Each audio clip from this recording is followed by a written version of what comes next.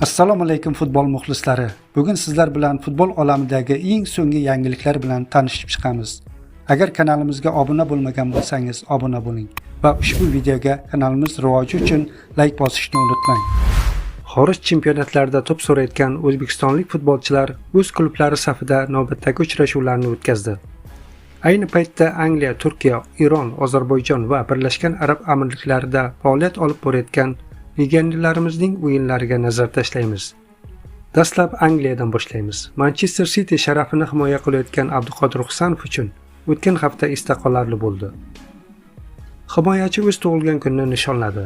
Shu munosabat bilan uning jamoadoshi Erling Haaland ijtimoiy tarmoqdagi sahifasiga hazilomuz tarzda post joylab, Husanovni 5 yoshing bilan deya tabrikladi. Shuningdek, klub afsonalaridan biri Sergio Aguero ham Husanovning o'yini haqida iliq fikrlar bildirdi.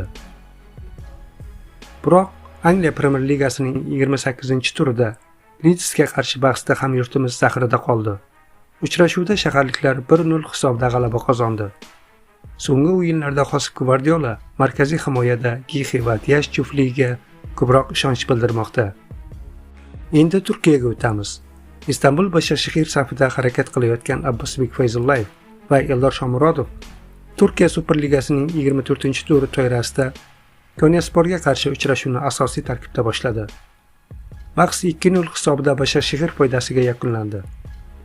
Har ikki futbolchimiz 90 daqiqa davomida maydonga harakat qildi. Ular gol va assist qayd etmagan bo'lsa-da, o'yinning eng faol futbolchilari qatorida bo'ldi. Hujumlarni tashkil qilish va vaziyatlar yaratishda ayniqsa faol ishtirok etishdi. Erondagi futbolchilarimizning vaziyati qanday? Eronda 5 nafar o'zbekistonlik futbolchi faoliyat yuritmoqda.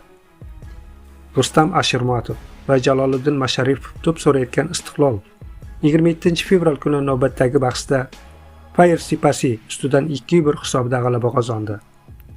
Ashirmatov uchrashuvni asosiy tarkibda boshlab, to'liq 90 daqiqa harakat qildi.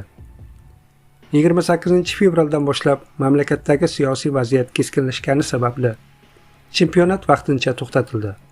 Bu holat muxlislar orasida legionerlarimiz xavfsizligi borasida xavotir uyg'otdi. Ma'lumotlarga ko'ra, Rustam Ashirmatov, Odil Hamrobekov, Oston O'runov va Igor Sergeyevning holati yaxshi. Ular xavfsiz joyda. Jaloliddin Masharipov esa ayni paytda Italiyada jarohatini tiklash bilan shug'ullanmoqda.